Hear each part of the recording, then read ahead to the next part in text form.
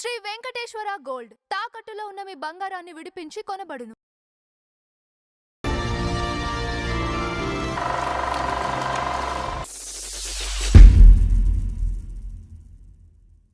ఇలాగా సాంబమూర్తి గారు తనకు ఓపిక ఉన్నా లేకపోయినా అది మాత్రం మానేవారు కాదు. ఇలా ఉండగా ఇక ఇక బాలు గారు కోనేటిపేటలో 10th వరకు చదివిన తర్వాత తిరుపతిలో పియూసీ ఇంటర్ పియూసీ చదివేశారు. పియూసీ చదివిన తర్వాత తండ్రి గారి కోరిక ఏంటంటే ఎలాగైనా తన కొడుకుని ఇంజనీర్ చేయాలి. నాయన ఇంజనీర్ చదవాలంటే ట్రై చేస్తే అనంతపురంలో సీట్ వచ్చింది. నేను ఎంత కష్టపడేది నీకు పంపిస్తాను, నువ్వు అనంతపురం వెళ్ళి చదువు అన్నారు. అందుకనే ఈ ఈ హరికథలు చెప్పేటప్పుడు ఈయన కూడా వెళ్ళేవారు. ఈయనకి మరి సంగీత జ్ఞానం ఎలా వచ్చింది, గాయకుడు ఎలా అయ్యాడని, ఎలా ఇంట్రెస్ట్ వచ్చింది అనేది మనం తెలుసుకోవాలి కదా. మనం దానికి లీడ్ వాళ్ళ నాన్నగారే. ఎందుకంటే ఆయన వెనకాల వెళ్ళి ఎలా పాడుతున్నారు, ఆయన ఏమి సంగతులు వేస్తున్నారు అనేది అడిగి తెలుసుకుని ఉత్సాహం ఎక్కువ ఉండేది. ఆయన కూడా ఓపికగా చెప్పేవారు ఆయన. అలా పాడుతూ మెల్లమెల్లగా తండ్రి పాడిన పాటలే పాడుతూ ప్రాక్టీస్ చేశాడు. ప్రాక్టీస్ చేసిన తర్వాత ఏం చేశాడు, ఆయన సినిమా పాటలు వింటూ, హిందీ పాటలు, తెలుగు పాటలు అన్నీ వింటూ స్వరం బాగుండేది. అంటే పాడటంలో చాలా ఇదిగా పాడేవారని అందరూ చెప్పినవాడు. పాడబడితే ఈ పాటల అలవాటుతోటి ఒక తెలుగు మాస్టారు 10వ తరగతిలో బాలు, నువ్వు బాలసుబ్రహ్మణ్యం పేరు. ఆ తర్వాత నేను ఇంకో విషయం చెప్పడం మర్చిపోయా. బాలసుబ్రహ్మణ్యం పుట్టినప్పుడు జూన్ 4న పుట్టానని చెప్పాను కదా. పుట్టినప్పుడు ఈయనకి మూత్రం రావటం మానేసింది. బాలసుబ్రహ్మణ్యం గారికి మూత్ర విసర్జన జరగలేదు, ఆగిపోయింది. ఆగిపోతే అప్పుడు శకుంతలమ్మ గారు ఏం చేశారంటే, సాంబమూర్తి గారు మొదటి భార్య గారు ఉన్నారు కదా, మొదటి భార్య గారు వెంకట సుబ్బమ్మ గారు, ఆవిడ ప్రార్థించారు, అమ్మా నీ ఆశీర్వాదంతో నేను బిడ్డను కన్నాను, మీకు ఇలా ప్రాబ్లం వచ్చింది, నువ్వే బాగు చేయాలి తల్లి అని చెప్పి ఆవిడ్ని మొక్కుకున్నారు. వెంటనే ప్రాబ్లం క్లియర్ అయింది. అందుకని ఆ సుబ్రహ్మణ్యం అనే పేరు వచ్చింది. మణి ఫస్ట్ బాల సుబ్రహ్మణ్యం అని పేరు వచ్చింది. ఏంటంటే ఆ సుబ్బ యాడ్ చేశారు పుట్టినప్పుడు. ఇది చెప్పకపోతే ఆయన కథకి ఇది లేదు, అర్థం ఉండదు. అవును, అందుకనే ఇది చెప్పాను. ఫస్ట్ ఇదనమాట. అంటే తండ్రికి మూర్ఛ వ్యాధి ఉండేది, ఈయనకి మూత్ర విసర్జన ప్రాబ్లం వచ్చింది. అంటే విద్వాంసులు అప్పుడప్పుడు పరీక్షలు పెడతా ఉంటాడు దేవుడు. అండి ఇలాగ అయిపోయిన తర్వాత ఇక ఈ చేస్తుండగానే ఏం చేశారంటే ఈయన కొంత ఇది వచ్చిన తర్వాత ఆ మిత్రులందరితో తెలుగు మాస్టారు ఒక ఆయన ఈ బాలుగారితో స్వరం బాగుండేది, చాలా చాలా రాగయుక్తంగా పాడేవారంట ఆయన. చిన్నప్పటి నుంచే రాగయుక్తంగా పాడుతుంటే, నాయన 4 పాటలు పాడరా, భక్తి పాటలు అని చెప్పేసి పాడించుకుని టేప్ రికార్డ్ చేసుకుని ఆయన అందరికి వినిపించేవాడట. మా స్టూడెంటు మణి చేస్తూ ఉంటాడు అని చెప్పి చేస్తూ ఉండేది తెలుగు మాస్టర్. సో ఆ ఇంట్రెస్ట్ తోటి మిత్రులతో కలిసి ఏం చేశాడంటే ఒక ఆర్కెస్ట్రా ఏర్పాటు చేశాడు ఆయన అక్కడే కోనేటిపేటలో. ఆర్కెస్ట్రా ఏర్పాటు చేసి లలిత గీతాలు, ఈ సినిమా పాటలు అంటే ఎవరైనా ఇదివరకు మామూలే కదండి. ఆ సినిమా పాటలతోటి ప్రోగ్రాంలు ఇస్తూ ఉండేవాడు, ప్రదర్శనలు. ఇచ్చేదంటే ఆర్థికంగా కూడా కావాలి కుటుంబానికి కాకపోయినా తన ఖర్చులకైనా కావాలి. కుటుంబానికి తన మీద ఆధారపడేవాడు కదా ఫాదర్. అంతా చాలా పద్ధతి కలవాళ్ళు వాళ్ళందరూ, సెల్ఫ్ రెస్పెక్ట్. నువ్వేమిటో ఇచ్చేది అదే ఇలాగా అంత ఇది లేదు వాళ్ళకి. ఇచ్చేదంటే తన ఇంట్రెస్ట్ ఒకటి నంబర్ 1, పాటలు ప్రాక్టీస్ అవుద్ది నంబర్ 2, తర్వాత తన చేతి ఖర్చులకు ఇది వస్తుంది. ఇచ్చేదంటే తండ్రిని అడగలేడు. ఇలాంటి పరిస్థితుల్లో ప్రోగ్రాంలు ఇస్తున్నారు ఆయన. తర్వాత ఎక్కడ పాటల పోటీలు జరిగితే అక్కడికి వెళ్ళేవాడు ఆయన. ఈ తర్వాత అనంతపురం వెళ్ళిపోయిన తర్వాత ఈయన అనంతపురం వెళ్ళారు కదా, ఈయన ఇంజనీరింగ్ నేను చెప్పాను కదా, నేను ఇంజనీరింగ్ తండ్రి కోరిక, ఎలాగైనా నువ్వు ఇంజనీర్ కావాలరా అని చెప్పేసి, నా కోరికరా అని చెప్పేసి ఆయన చేశాడు. అనంతపురం వెళ్తే సీనియర్స్ ర్యాగింగ్ చేశారు ఇతను. ఈయన ర్యాగింగ్ చేసి పైగా ఈయన సెన్సిటివ్, సున్నిత మనస్కుడు, ఎవరిని ఇబ్బంది పెట్టే మనస్తత్వం చిన్నప్పటి నుంచి లేదు. ఆ ర్యాగింగ్ వచ్చేటప్పటికి విరక్తి వచ్చేసింది. ఇక నేను చదవను అనుకుని 2 నెలలు అయిన తర్వాత ఇంటికి వచ్చేసాడు. ఇంటికి వచ్చి ఆయన దాన్ని నమస్కారం పెట్టి కాళ్ళకి, నాన్నగారు నేను ఇలా వెళ్ళలేను, నేను నాకు ఇంట్రెస్ట్ పోయింది, ఇక్కడ ఒక పని చేస్తాను. ఎలాగరా మరి అని అంటే, ఒక పని చేస్తాను నాన్నగారు, ఇప్పుడు దీనికి ఆల్టర్నేటివ్ ఏఎంఐ ఇంజనీరింగ్ కోర్స్ ఉంది, అది మెడ్రాస్లో ఉంది, నాకు నిజం చెప్పాలంటే మీ కోరిక తీర్చడానికి ఇంజనీరింగ్ చదువుతున్నాను నేను ఓపెన్గా చెప్పాడు. నాకు గాయకుడు కావాలని ఉంది. అది ప్రయత్నాలు చేయాలంటే అంటే మీలో ఒక శతాంతం 10% అయినా నేను అవగలనో లేనో తెలియదు కానీ ప్రయత్నం మాత్రం చేద్దామని ఉంది, మెడ్రాస్ వెళ్ళాలని ఉంది అని చెప్పాడు. ఆయన కూడా విద్వాంసుడు కదా, ఆయన చేత తండ్రి ఈ అర్థం చేసుకున్నాడు. ఈయన ఆయన అడిగింది ఏంటి, గాయకుడు కావాలని ఉంది అన్నాడు. తర్వాత చదువుతూ నేను ప్రయత్నాలు చేసుకుంటాను సెలవుల్లో అని చెప్పాడు ఆయన. అప్పుడు అక్కడ మెడ్రాస్ వెళ్ళి దానికి ఇచ్చేశారు ఆయన. మెడ్రాస్ వెళ్ళి అక్కడ ఏఎంఐ మీనాక్షి కాలేజ్ అని కోడంబక్కలో ఉంది, అది తెలుసు. ఆ ఏఎంఐ అని చదివాడు. ఈ ఆల్టర్నేటివ్ కోర్స్ ఇంజనీరింగ్కి ఇదివరకు ఉండేది, మనకు తెలియదు కానీ పెద్దవాళ్ళకి తెలుసు ఉండే. ఆ చదువుతుండగా అంతకుముందు ఈ గూడూరులో పాటల పోటీలు జరిగింది. పాటల పోటీలు జరిగితే జానకి గారు ప్రైజ్ ఇవ్వడానికి వచ్చారు. అసలు మెడ్రాస్ రావడానికి కారణం దానికి ఒక లీడ్ ఉండాలిగా. మెడ్రాస్లోనే ఎందుకు రావాలనుకున్నాడు, అనంతపురం నుంచి వచ్చిన తర్వాత పాటల పోటీల్లో పాల్గొనడానికి గూడూరు వెళ్ళాడు ఆయన. ఆ గూడూరు ప్రైజులు ఇవ్వడానికి జానకి గారు వచ్చారు. జానకి గారు వస్తే సెకండ్ ప్రైజ్ వచ్చింది బాలు గారికి. అప్పుడు ఆవిడ మాట్లాడుతూ, జడ్జెస్ని విమర్శించాలని కాదు కానీ ఈ కుర్రాడి స్వరం నాకు ఎందుకో చాలా గొప్ప స్వరంలో అనిపించింది, ఏదైనా పాడగలడు అనిపిస్తుంది. ఏం చేత ఆయన స్వరంలో అది ఉంది, కానీ మీరు ఈయనకి ఫస్ట్ ప్రైజ్ ఇచ్చింటే బాగుండేదేమో అని నా అభిప్రాయం. మీ జడ్జిమెంట్ నేను విమర్శించడం కాదు, కానీ ఫస్ట్ ప్రైజ్ ఇవ్వదగ్గ గాయకుడు బాలసుబ్రహ్మణ్యం అని మాత్రం నేను చెప్పగలను అని అన్నాడు. అయిపోయిన తర్వాత పొంగిపోతారు కదా జానకి గారు లాంటి ఆవిడ. ఇదంటే ఎప్పుడు చెప్తూ ఉంటారు ఆయన, నాకు అమ్మ ఇన్స్పిరేషన్ అని. అయిన తర్వాత ఆవిడ దగ్గరికి వెళ్ళాడు. అమ్మ, నేను ఆర్కెస్ట్రా ఒకటి పెట్టుకున్నాను, దాంట్లో ఇన్స్ట్రుమెంట్ కూడా వాయిస్తాను, నేను ఫ్లూట్ వాయిస్తాను, నేను ఏది సెలెక్ట్ చేసుకోవాలో తెలియట్లేదు, అందుకని మీరు నన్ను వాయిద్యం ఇన్స్ట్రుమెంట్ నేర్చుకోమంటారా లేకపోతే గాయకుడు కమ్మంటారా అని సలహా అడిగాడు. జానకి గారు ఏమన్నారంటే, నాయన నీ స్వరం చాలా బాగుంటుంది, నువ్వు మంచి గాయకుడు అయ్యే లక్షణాలు చాలా ఉన్నాయి, నువ్వు ఆ ఇన్స్ట్రుమెంట్ కాదు, నువ్వు గాయకుడుగానే ప్రయత్నించు, ఎంత చేసినా సరే సంగీతం నేర్చుకో అని చెప్పారు. అది ఇన్స్పిరేషన్ ఈ మెడ్రాస్ వెళ్ళటానికి. మెడ్రాస్ రావడానికి, గాయకుడిగా మారాలని కోరిక కలగటానికి జానకి గారు ఇన్స్పిరేషన్ అయ్యారు. ఆయన చాలా సభల్లో కూడా చెప్పారు, ఆయన అందరికి తెలిసిన విషయం ఆయన.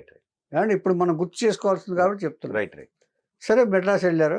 మెడ్రాస్లో ప్రయత్నం చేస్తున్నారు. ప్రయత్నాలు చేస్తుండగా అక్కడ మురళి అని ఈయనకి స్నేహితుడు ఉన్నాడు. ఆయన ఎవరు, బాలసుబ్రహ్మణ్యం గారికి మురళి అని ఒక స్నేహితుడు ఉన్నాడు. ఆయన ఏదో దీంట్లోనే పనిచేస్తున్నాడు. పనిచేస్తుంటే ఈ బాలుగారు అతని ఏంటంటే మెడ్రాస్లో ఎవరో ఒకటి తెలిసినాడు కావాలిగా, ఆ మురళి ద్వారా ప్రయత్నాలు చేస్తూ ఉన్నాడు అక్కడ. ఒకసారి ఏం జరిగిందంటే, ఆంధ్ర క్లబ్లో పాటల పోటీలు జరిగితే అందులో దానికి ఘంటసాల గారు, ఎంఎస్ విశ్వనాథ్ గారు, కోదండపాణి గారు వీళ్ళందరూ జడ్జెస్, మ్యూజిక్ డైరెక్టర్స్. జడ్జెస్ వస్తే దానికి 10 రూపాయలు రుసుము, ప్రవేశ రుసుము. అది మురళి అనే అతను మరి ఏ సెక్షన్ చేస్తున్నాడో తెలీదు, 10 రూపాయలు కట్టి బాలుగారు పేరు ఇచ్చాడు. ఆయన తర్వాత తన థియేటర్లో పెట్టుకున్నాడు, వేరే విషయం. మురళి గారు అని పేరు ఇచ్చారు. నేను పేరు ఇచ్చాను అన్నాడు. పేరు ఇస్తే నేనేం చేయను అన్నాడు. నువ్వు పాడాలి, ఇచ్చేదని చాలామంది పెద్దవాళ్ళు వస్తున్నారు, ఘంటసాల గారు వస్తున్నారు, ఘంటసాల గారు, కోదండపాణి గారు, ఎంఎస్ విశ్వనాథ్ గారు వీళ్ళందరూ పెద్ద వాళ్ళందరూ వస్తారు. ఆంధ్ర క్లబ్ అంటే అందరూ మన వాళ్ళందరూ అక్కడికి చేరతారు సాయంత్రం, సినిమా ఇండస్ట్రీ వాళ్ళు. అంచేత నువ్వు అక్కడే పాడాలి అని చెప్తే అప్పుడు తనే రాసుకుని పాట తనే ట్యూన్ చేసుకుని ఒక మంచి పాట పాడాడు. ఈయనకి ఫస్ట్ ప్రైజ్ వచ్చింది. ఇది ఆంధ్ర క్లబ్లో ఫస్ట్ ప్రైజ్ వస్తే కోదండపాణి గారు వెళ్ళి ప్రైజ్ డిస్ట్రిబ్యూషన్ అయిపోయిన తర్వాత, నాయన నువ్వు నన్ను కలుస్తూ ఉండు, నేను నీకు ఎక్కడ అవకాశం ఉంటే అక్కడ ఇస్తాను అని చెప్పి ఆయన ఇచ్చేసాడు. ఆయన ఏమండి అయిన తర్వాత సరే అలాగే స్టార్ట్ అయింది ఇది. ఇక కోదండపాణి గారి దగ్గరికి వెళ్తున్నారు. ఆయన కోదండపాణి దగ్గరికి వెళ్తుంటే ఆయన కన్న కొడుకు అనే సినిమా తీస్తుంటే అవకాశం ఇస్తానంటే ఈ పిల్లాడి వాయిస్ చాలా ఇదిగా ఉంది, లీన్గా ఉంది, మనకు పనికిరాడు, సీనియర్ గాయకుడినే పెట్టకండి అని చెప్పేసి సీనియర్తో పాడించేశారు. అంచేత ఎంత ప్రయత్నాలు చేసినా కూడా ఆయన ఒక సొంత బిడ్డలాగా ఆయన ట్రీట్ చేశాడు కోదండపాణి గారు. ఆయన పేరు కూడా ఎస్పి కోదండపాణి అంటే ఈయన ఎస్పి బాలసుబ్రహ్మణ్యం. ఇది కూడా లింకు. అంటే మనుషుల్ని ఎవరెవరిని ఎక్కడ కలుపుతాడో అనే దానికి ఉదాహరణ ఇంతకంటే సాక్ష్యం అక్కర్లేదు. కరెక్ట్. ఒక బంధాలను ఎలా ఏర్పరుస్తాడు, ఒక మనిషి పైకి రావాలంటే ఎవరెవరు సహాయం వస్తుంది, ఎవరెవరు ఆధారం అవుతారు అనే దానికి ఇంతకంటే ఉదాహరణ అక్కర్లేదు. ఎక్కడ చేరాలో అక్కడ చేరాడు ఆయన. రైట్. ఏమండి అయిన తర్వాత అప్పుడు మా పద్మనాభ గారికి పర్మనెంట్ మ్యూజిక్ డైరెక్టర్ కోదండపాణి గారు. దేవతా సినిమాలన్నీ చేశారు కదా. ఆయన శ్రీ శ్రీ శ్రీ మర్యాద రామన్న చేస్తుంటే అందులో గెస్ట్ ఆర్టిస్టులుగా 4 ఉన్నారు. శోభన్ బాబు, కృష్ణ గారు, రామకృష్ణ, ఇంకొక ఆయన శోభన్ బాబు, కృష్ణ గారు, రామకృష్ణ, ఇంకొక ఆయన ఎవరు ఉన్నారు. 4 మొత్తం ఆర్టిస్టులు. ఆ 4కి పాట ఇది. 3 అనుకుంటా. ఏమండి ఆ పాటలో ఈ 4కి 4 వాయిస్లు, 3కి 3 వాయిస్లు. ఒకటేమో రఘురామయ్య గారు, ఈలపాటి రఘురామయ్య గారు, ఒకటేమో పిబి శ్రీనివాస్ గారు, హరినాథ్ గారు. 4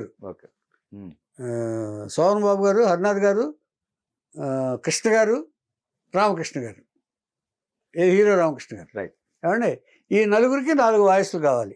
2కేమో ఒకే వాయిస్ రఘురామయ్య గారు, ఒకరికేమో పిబి శ్రీనివాస్ గారు, ఎవరికి హరినాథ్కి. ఇప్పుడు ఈ శోభన్ బాబు గారికేమో బాలసుబ్రహ్మణ్యం సెలెక్ట్ చేశారు ఈయన కోదండపాణి గారు. ఎప్పటి నుంచి అవకాశం ఇస్తానంటున్నారు ఆయన, ఇచ్చేశారు. బాలసుబ్రహ్మణ్యం గారు చేశారు. అదే ఏమి వింతలో రాజశ్రీ డ్యాన్సు, ఈ 4 పాటలు. రావే కావ్య సుమమాల ప్రియ బాల అంటూ ఏదో పాట ఉంది. అది శోభన్ బాబు గారికి బాలసుబ్రహ్మణ్యం గారు పాడారు. చాలా బాగా పాడారు. ఫస్ట్ పాట అది, మొదటి పాట. అది చెప్పకుండా మనం ముందుకు వెళ్ళలేము. కానీ ఇక్కడ ఒక ఇన్సిడెంట్ కూడా మనం ప్రీవియస్ చెప్పుకున్నాం. ఏది? మురళి గారు అంటే వీళ్ళ స్కూటర్ పాడైపోయి కొంచెం లేట్ గా, అంటే సైకిల్ మీద ఇన్సిడెంట్ చెప్పుకున్నాం.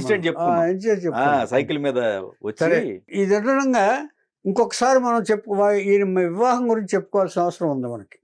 ఒకసారి ఇన్సిడెంట్ లో చెప్పినా కూడా ఇది చెప్పాలి కదా. ఈయన మెడ్రాస్ లో అగస్తేశ్వరరావు గారి ఇంట్లో ఒక అద్దెకున్నాడు ఈయన. ఇప్పుడు కెరీర్ స్టార్ట్ అయింది. అంటే ఇప్పుడే అంటే కోదండపాణి గారు మొదటి పాట పాడించారు, అందరికీ బాగా నచ్చింది. ఆ తర్వాత ఎంజిఆర్ పాడారు, అవన్నీ చెప్తాను నేను. ఏమంటే ఇది కూడా చెప్పాలి మనం. ఇది చెప్పుకుంటూ ముందు వ్యక్తిగతంలోకి వెళ్ళాలి ముందు కొంత. అట్లనే మురళి పాత్ర వాళ్ళ ఫ్రెండ్ ఉన్నాడు చూసారా, అతను కూడా చాలా హెల్ప్ చేశారు కదా. అతనే హెల్ప్, అతన్ని వదిలిపెట్టలేదు. అతన్ని ఒకరిని తనకు సాయం చేసిన వాళ్ళని ఎవరిని వదిలిపెట్టలేదు. అతన్ని తన థియేటర్ లో పెట్టుకున్నాడు ఆయన. ఎవరైతే ఏమండి ఇలా చేస్తుండగా అగస్తేశ్వరరావు గారు అని ఒక ఇంట్లో, అంటే వాళ్ళ అమ్మాయి పెద్ద అమ్మాయి సావిత్రి అంటే వాళ్ళు ఈయన మంచితనం, కుర్రతనం అన్నీ ఉన్నాయి కదా, యువకుడే కదా. వాళ్ళిద్దరూ మాట్లాడుకుంటే వాళ్ళు ఒకే క్యాస్ట్ కూడా ఒకటే, అన్ని కలిసి. కానీ ఏదో కలవలేదు తర్వాత ఏమండి. అది ఏం చేశారంటే బాలసుబ్రహ్మణ్యం గారు తనేం దాడి తెచ్చుకోవాలి, తండ్రి గారికి లెటర్ రాశాడు. ఏదో నేను ఈ అమ్మాయిని నేను ఇష్టపడ్డాను, పెళ్లి చేసుకోవాలనుకుంటున్నాను. ఆయన వచ్చాడు. ఆయన వచ్చి తీరా చూస్తే లెక్కలు గోత్రాలు అయ్యో కలవాల వాళ్ళకి. అంటే నియోగులు వైదికులు అనేవి ఉంటాయి వాళ్ళకి. అయ్యో కలవలేదు. కలవపోయేటప్పటికి మొత్తం ముందు ఖాళీ చేయించాడు ఈయన. ఇల్లు ఖాళీ చేసేసాడు. నో అని చెప్పేసి ఖాళీ చేసేసి ఇల్లు వేరే పెట్టాడు ఆయన. వేరే పెట్టి కొంతకాలం ఉండి ఆయన కూడా పక్కనే ఉండి మళ్ళీ ఇక్కడ ఇదవుతాడు అని చెప్పేసి ఆ తర్వాత తప్పని పరిస్థితుల్లో వెళ్ళారు. ఎందుకంటే ఆయన కూడా ప్రోగ్రాంలు ఉంటాయి కదా. అవును, వెళ్ళారు. ఆయన వెళ్ళిన తర్వాత ఇక ఇప్పుడు ఈయన కొంచెం గాడిలో పడ్డాడు. ఈయన అందరికీ ఇచ్చేస్తున్నారు. ఒకసారి విజయ గార్డెన్స్లో ఈయన రికార్డింగ్ జరుగుతుంటే ఎంజిఆర్ షూటింగ్ జరుగుతుంది విజయ గార్డెన్స్. ఉమ్, ఎంజిఆర్ షూటింగ్ జరుగుతుంటే అంత పయ్యన్ యారు ఎవరో బాగా పాడుతున్నాడు ఒకసారి పిలిపించండి అన్నారు. పిలిపించండి అంటే ఎంజిఆర్ని కలిశాడు ఆయన. కలిసి నమస్కారం సార్ అంటే నేను నల్ల పాడరయ్యా బాగా పాడుతున్నావు అని నేను ఒక అవకాశం ఇస్తానని చెప్పేసి ఆయన ఒక అవకాశం ఇచ్చాడు ఆయన. ఓకే. శకుంతలమ్మ గారు మాత్రం చాలా సీరియస్ అయ్యారు ఆయన. ఉమ్, ఈ ఇదేంటి ఇప్పుడే వేషాలు అన్న పద్ధతి ఆవిడది. ఇచ్చేదంటే ఆవిడ చాలా పాతకాలపు సైద్ధాంతికంగా నిష్ఠాగరిష్ఠురాలు ఆవిడ. ఓకే. ఏది శకుంతలమ్మ గారు తల్లి గారు అదే. కొంచెం సీరియస్గానే ఉన్నారు ఆయన. కానీ సామమూర్తి గారు మాత్రం సంయమనం పాటించారు. ఓకే. ఓకే. సామమూర్తి గారు ఏంటంటే అంతా చూస్తున్నారు కదండి ఆయన, ఎన్నో ఎన్నో ఇది చూశారు కదా ఆయన. అదే అంటే జాతకాలు కలవలే అంతేనా? గోత్రాలు ఒకటే అయినాయి, గోత్రాలు ఒకటే గోత్రంలో చేసుకోరంట. ఓకే. ఓకే. సంథింగ్ ఏదో ఉంది అదేలేండి. ఏమండి, అది వాళ్ళ దాంట్లో. ఓకే. ఓకే. ఏమండి ఇది అయిన తర్వాత అయినా కూడా సావిత్రి గారిని మర్చిపోలే, కలుస్తూనే ఉన్నారు. ఈ విషయం తెలుసుకున్నారు ఆయన. ఇక ఇమ్మీడియట్గా లాభం లేదని లింగమూర్తి గారు ఫస్ట్ భార్య గారి కొడుకు లింగమూర్తి గారు బెంగళూరులో ఉన్నారు. ఆయన ఆ జాబ్ విషయం లేదు, బెంగళూరులో ఉంటే అక్కడికి బాలుగారిని పంపించేశారు. ఓకే. ఇంకా లాభం లేదు, నువ్వు ఆపు ఇక్కడ, అదే ఇదే లేదు అని బెంగళూరులో కొంతకాలం ఉంచారు. మన ఆయన ఎక్కడ ఉంటారు ఆయన బాలుగారు. ఇచ్చేదంటే ఒక విషయం ఏదన్నా తలుచుకుంటే దాన్ని సాధించే వరకు వదిలిపెట్టడానికి ఇవన్నీ ఉదాహరణలే. ఓకే. ఓకే. ఇంచేతంటే తనకు సంగీతం రాకపోయినా, సంగీతం రాదని అందరూ ఎగతాళి చేసినా కూడా నేర్చుకుని పాడి జయించిన వ్యక్తి బాలసుబ్రహ్మణ్యం గారు. ఇది అంటే మనకు రాంది తెలుసుకోవాలి, వచ్చే వరకు కష్టపడాలి, అది సిద్ధాంతం. అదే కలాం గారు కూడా చెప్పింది. ఏమండి అయిన తర్వాత అక్కడ ఫ్రెండ్స్ అందరూ బాలు గారు బాగా పాడతారు కదా, ఆ ఫ్రెండ్స్ ఎక్కువ ఉండేవారు బాగా. ఫ్రెండ్స్ అంటే ప్రాణం ఇచ్చే ఫ్రెండ్స్ అదే. ఫ్రెండ్షిప్ అంటే మన మామూలుగా ఆర్టిఫిషియల్ ఫ్రెండ్స్ కాదు, హాయ్ బాయ్ కాదు, హాయ్ బాయ్ కాదు. వాళ్ళని పిలిచాడు ఆయన. ఎలాగైనా పెళ్లి చేసుకోవాలని ఆ అమ్మాయికి మాట ఇచ్చాను నేను, సావిత్రికి, నేను ఎలాగైనా పెళ్లి చేసుకుని తీరా. వాళ్ళు కూడా కట్టడి చేశారు ఆ అమ్మాయిని. ఓకే. ఎవరో అద్దెకున్న వాళ్ళు కూడా. ఇంచేతంటే సామమూర్తి గారు అంటే మామూలు వ్యక్తి కాదు ఆయన. ఇంచేతంటే వాళ్ళకు కూడా వస్తుంది కదా మాట. అందుకని వాళ్ళు కూడా సావిత్రి వాళ్ళ అమ్మాయిని కట్టడి చేశారు. అప్పుడు ప్లాన్ చేశాడు ఈయన, సినిమా ప్లాన్ చేశాడు ఆయన. చేసి ఎలాగైనా పెళ్లి చేసుకోవాలరా, ఏం చేస్తారో నాకు తెలీదు, ఆ తర్వాత కాళ్ళ మీద పడిపోతా నాన్నగారు అని చేశారు. చేస్తే వాళ్ళు ఏం చేశారంటే అప్పుడు ఒక పని చేద్దాంరా, ఈ ఏరియాలో ఎక్కడైనా సరే ఇక్కడ పెళ్లి చేస్తే పట్టుకుంటారు మనల్ని, అంచేత దూరంగా వెళ్ళిపోదాం, దూరంగా వెళ్ళి ఒక గుళ్ళో పెళ్లి చేసుకుందాం అని చెప్పి విశాఖపట్నం ప్లాన్ చేశారు. సింహాచలంలో పెళ్లికి. ఓకే. అంటే మళ్ళీ ఆంధ్ర వచ్చారు, ఉత్తరాంధ్ర. అదేలే, బెంగళూరు పోయింది, మళ్ళీ బెంగళూరులో వచ్చాడు. వచ్చేసి మీరందరూ వెళ్ళిపోండి, నేను అటు వచ్చేస్తాను అని చెప్పేసి, ఆ అమ్మాయిని మీరు తీసుకుని వెళ్ళిపోంటారా మీరు, నేను ఇటు వచ్చేస్తాను అని చెప్పేసి అందరూ కలిసి సింహాచలం చేరుకున్నారు. సింహాచలం చేరుకుని అక్కడ ఒక పెద్ద ఫ్రెండ్ ఒక ఆయన సుబ్రహ్మణ్యం గారు అని ఎవరో ఉంటే కన్యాదానం చేయడానికి ఎవరో కావాలి కదా అని అడిగాడు పురోహితులు. ఇప్పుడు కన్యాదానం పెట్టాయి బాబు, అయినా సరే శాస్త్రోక్తంగానే జరగాలి పెళ్లి అని చెప్పేసి కన్యాదానం కూడా చేయించుకున్నారు. వాళ్ళకు ఉన్న మిత్రుల్లో పెద్ద ఆయన చేత వాళ్ళ భార్యాభర్తల చేత కన్యాదానం చేయించుకున్నారు. చేయించుకుని పెళ్లి సింహాచలంలో గుళ్ళో శాస్త్రోక్తంగా చేసుకున్నారు. తన తండ్రి గారు ఎలా అయితే చేస్తారో అలాగే శాస్త్రోక్తంగా బాలు గారు వివాహం చేసుకున్నారు. ఫ్రెండ్స్ మధ్యలో పెళ్లి ఖర్చు 500 రూపాయలు మొత్తం. అంటే అప్పట్లో ఎక్కువేమో అది. అప్పట్లో అంటే ఈ ట్రావెలింగ్ అవన్నీ ఉంటాయి కదా, అందరూ అసలు ఏ లోటు లేదు. ఇలాగా అంటే కెరీర్ ఇంకా ఇదిలోనే ఉంది. అప్పుడు ఎవరో రానివ్వరు కదా, ఇటు తండ్రి గారు వెలేశారు. మంచిది, వాడి నిర్ణయం వాడు తీసుకున్నాడు, మన నిర్ణయం మనం తీసుకుందాం. అంచేత మనం ఏం చేస్తాం, పెళ్లి జరిగిన తర్వాత తల్లిగారేమో సీరియస్ గా ఉన్నారు. ఏంటి ఇలా చేశాడేంటి, మనం ఎంత గారాభంగా పెంచాం అది ఇది అని వాళ్ళు తల్లిగారికి ఉంటుంది కదా. అయినా కూడా అంటే బాలుగారి ఉద్దేశం ఏంటంటే తల్లిదండ్రులు ఇచ్చేయాలని కాదు, తనని నమ్మిన అమ్మాయికి మోసం చేయకూడదని, అంతే. రైట్ ఇది ఇందులో మనం తీసుకోవాల్సిన 2 విషయాలు ఉన్నాయి. రైట్ ఇంచేతంటే పెద్దల్ని ఎదిరించడం కాదు, ఏదో ఆడపిల్ల మీద మోజో లేకపోతే ఆడదంటే మోజో అది కాదు. ఇచ్చిన మాట. ఇంచేతంటే ఒక అభిప్రాయం ఏర్పడింది, ఇద్దరం ఒక అభిప్రాయానికి వచ్చాం. నన్ను నమ్మారు ఆవిడ, సావిత్రి గారు. రైట్. నన్ను నమ్మిన ఆవిడకి నేను మోసం చేయొచ్చా? ఓకే. అది మా తల్లిదండ్రులకు కూడా శోభాయమానం కాదు అనేది ఆయన అభిప్రాయం. ఇందులో తీసుకోవాల్సిన 2 విధాలుగా ఉంటాయి. ఒకటి క్రేజీగా పెళ్లి చేసుకోవటం ఒకటి, కానీ ధర్మబద్ధంగా పెళ్లి చేసుకోవటం రెండో పద్ధతి. ఈ రెండో పద్ధతిని బాలు గారు అనుసరించారు.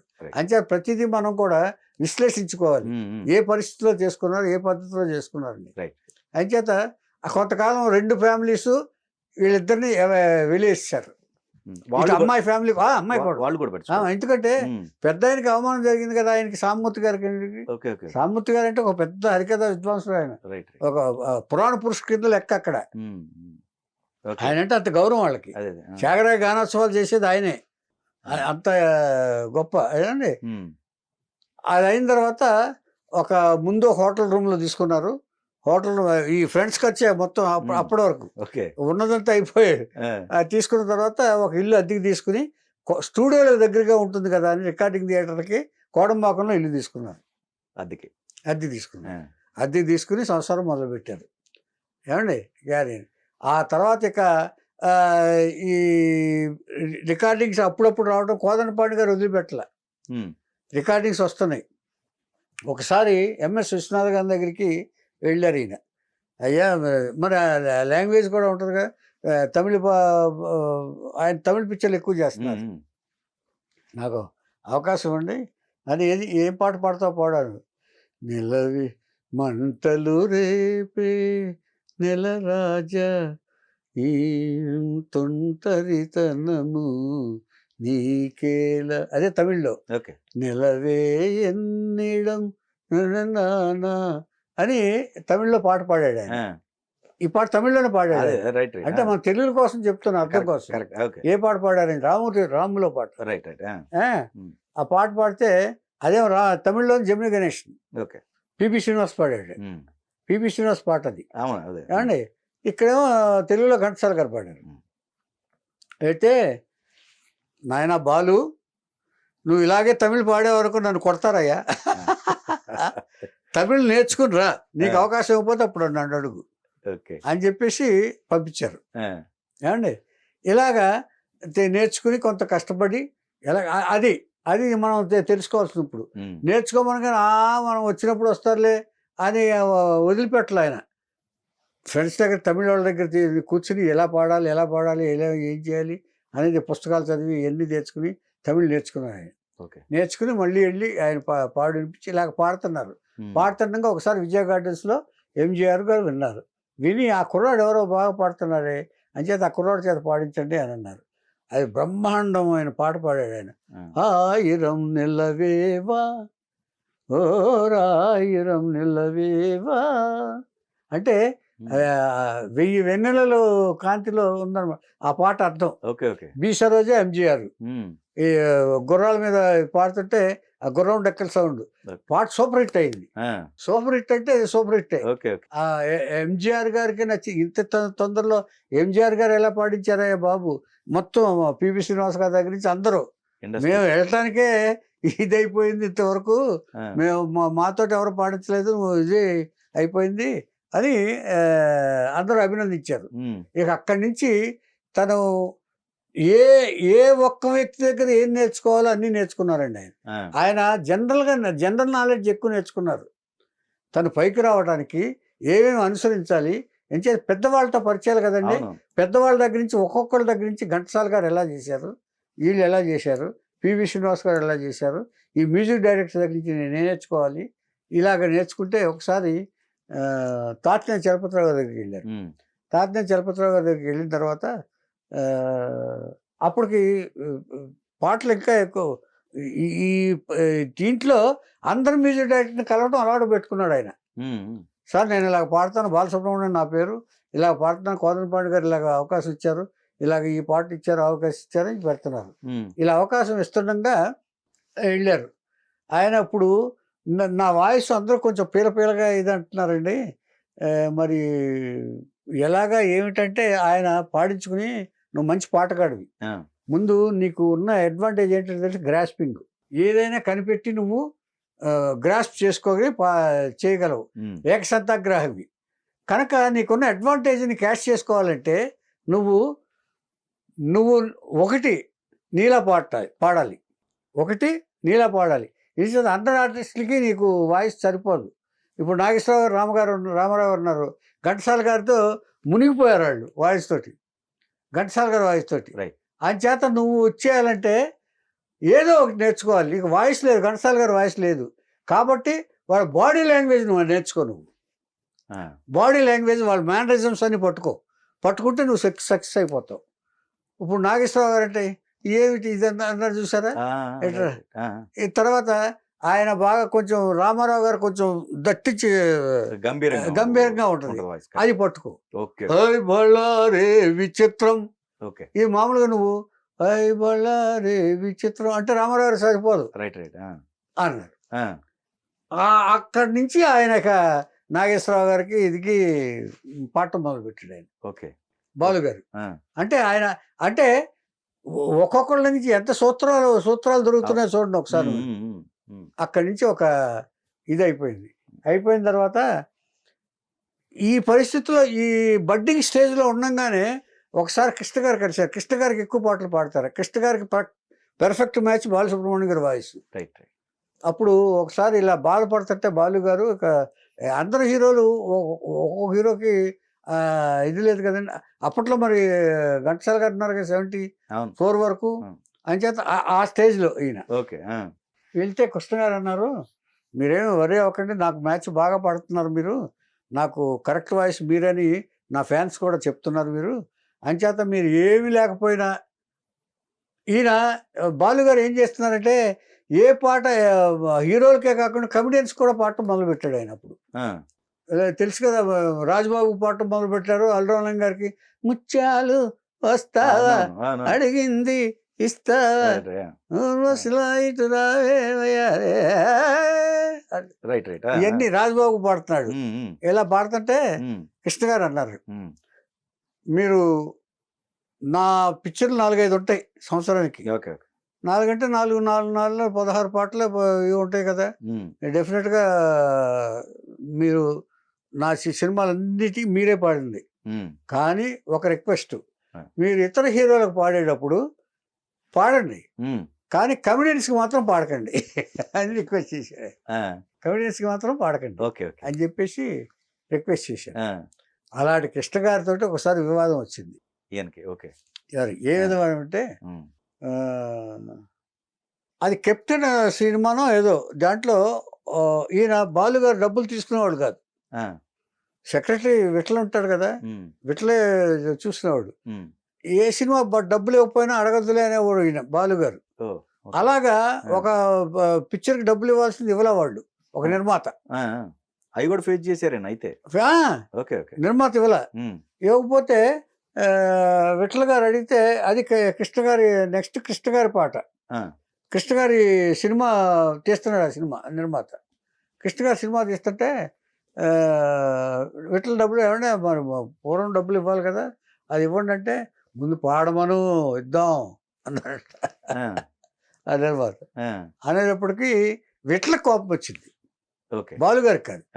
విట్ల కోపం వచ్చి పాడండి, ఆయన పాట ఎలా చేస్తారు, మీరు మాట్లాడే విధానం కరెక్ట్గా లేదు, పోనీ రికార్డింగ్ థియేటర్లో ఇస్తామనో లేకపోతే ఇంకోటనో చెప్తే బాగానే ఉంటుంది, కానీ మీరు పాడమని చూద్దాం ఇస్తాం అంటే అది ఎక్కడికో వెళ్ళిపోయింది అని పాడరండి అని చెప్పేసి చెప్పేశాడు. మరి వాళ్ళకి ఏం చెప్పారు కృష్ణ గారికి, మోతలు అంటే ఇలాగే ఉంటాయి.